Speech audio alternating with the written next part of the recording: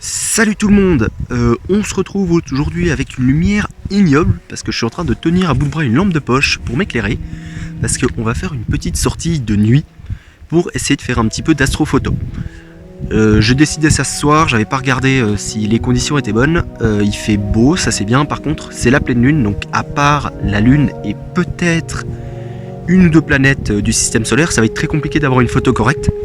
La Voie lactée on peut oublier, j'ai regardé, on oublie, surtout que j'ai pas du matériel vraiment adapté pour l'astrophoto, je fais surtout de l'astrophoto au trépied, au grand angle, et je vais essayer de donner 2-3 petites explications sur comment on fait les photos et tout, et j'ai une petite idée de photo un peu plus sympa à faire, bon, qui a souvent été faite, mais je serais content si ça donne quelque chose.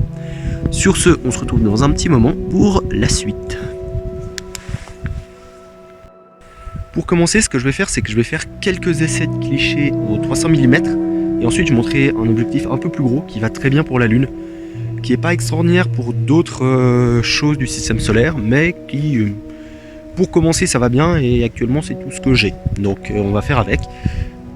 Alors, un des paramètres qu'on cherche à avoir en photo astro, c'est la lumière. Plus on a de lumière, plus on a de chances de voir quelque chose. On peut, pour varier la quantité de lumière que notre capteur va recevoir, changer 3 paramètres. On peut changer les ISO. Plus on a d'ISO, plus on a de lumière, mais on a aussi beaucoup plus de grains sur l'image et c'est pas très joli. On peut varier l'ouverture du diaphragme. C'est la petite lettre F qu'on a sur l'objectif, F1, F8. Donc ce F, plus il est petit, plus on aura un diaphragme ouvert. Donc privilégier des objectifs très ouverts. Et enfin, il y a le temps d'exposition. Le temps d'exposition, c'est simplement la durée pendant laquelle la lumière, enfin le capteur va être exposé à la lumière et la durée où il va emmagasiner la lumière. Le seul problème, c'est qu'avec un objectif photo, il y a un petit truc qui rentre en compte, c'est la rotation de la Terre. Cette rotation va engendrer un mouvement des étoiles dans le ciel. Et sur un capteur photo, un mouvement, ça fait un trait. Bah oui, c'est pour ça qu'on fait des circumpolaires, par exemple, où on va fixer une étoile très peu mobile, qui est l'étoile polaire, et on va voir toutes les étoiles qui tournent autour et qui font des jolis ronds, donc un circumpolaire. Le but en photo astro, c'est d'éviter la ligne, justement, parce qu'on essaie par exemple de photographier un point qui doit rester un point. Donc ce qu'on peut faire, c'est utiliser la règle des 500. On divise 500 par la longueur focale de notre appareil, on a le temps d'exposition maximum. Enfin, pas la focale de notre appareil, la focale de notre objectif. Sachant que pour les capteurs plus petit qu'un full frame, donc un capteur plein format, il faut utiliser des règles de conversion. Par exemple, pour un APS-C de chez Canon, la règle de conversion c'est 1,6. On multiplie notre focale par 1,6 et on a l'équivalent full frame.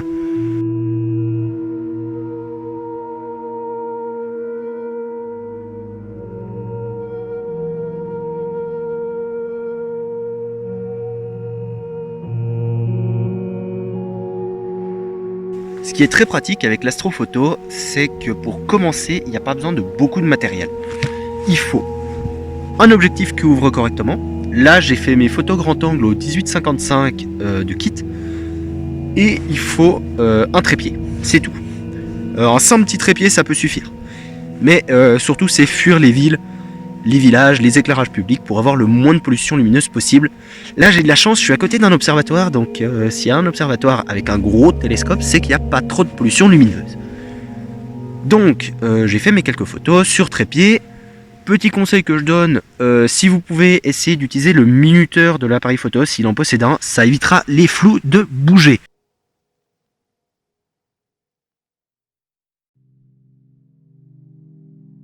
Là j'ai fait des photos d'ensemble, donc grand angle, avec la jolie petite coupole du télescope d'Astroval au 18-55 de kit, avec mon 70D et un trépied. Oui, un trépied. Je bégaye un peu, j'ai ultra froid et je suis vraiment pas dans une position confortable parce que la lumière c'est un peu galère. C'est que j'ai une petite lampe, en fait c'est juste un téléphone en mode lampe torche en dessous de moi. C'est un peu compliqué en plein champ d'avoir de la lumière. Donc, la photo que je viens de faire juste maintenant, je l'ai faite, si mon appareil veut bien me donner les paramètres, il y a de la buée partout. Je l'ai fait à 1000 ISO, 5 secondes, oula, on ne voit plus, donc 1000 ISO, 5 secondes d'exposition et f3.5 Donc si jamais vous voulez un tuto là-dessus, mettez-le en commentaire, je m'en occuperai. Sinon il y a plein de tutos qui existent sur YouTube sur ISO, vitesse d'obturation et ouverture du diaphragme. Je vais juste vérifier qu'elle soit bonne. Et elle est très bonne. Bon, on voit un avion. On a l'impression qu'on est en plein jour, mais c'est parce qu'il y a un long temps d'exposition et énormément de lumière qui vient de la lune. Je vais essayer encore de faire quelques photos sympas en essayant d'avoir un cadre. C'est ça qui est sympa avec la lune. Donc on voit pas les étoiles. Donc c'est un peu dommage, on peut pas avoir une belle voie lactée, un bel amas d'étoiles. Mais on peut faire des photos sympathiques avec tout ce qui nous entoure parce que c'est ultra lumineux. Vraiment. Et là je vais essayer de faire encore un ou deux trucs. J'ai un joli sapin juste à côté de moi.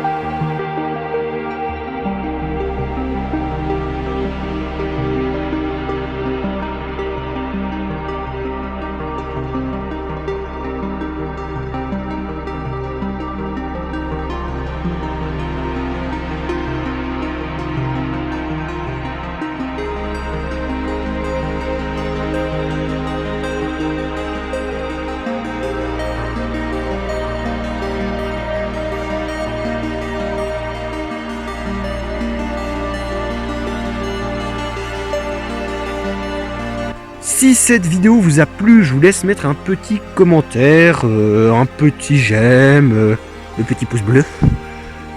Pourquoi pas vous abonner aussi, c'est bien ça. Je vais essayer de sortir plus de vidéos, j'ai des idées de tutos, des idées de vidéos en général.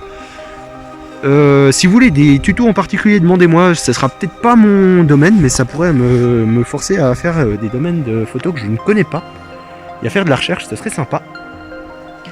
N'hésitez pas aussi à passer sur Twitter, Instagram et Facebook. Je passe pas mal de temps sur ces réseaux, surtout Facebook et Insta. Autrement, moi je vous dis à la prochaine et on se retrouve bientôt. Tchuss!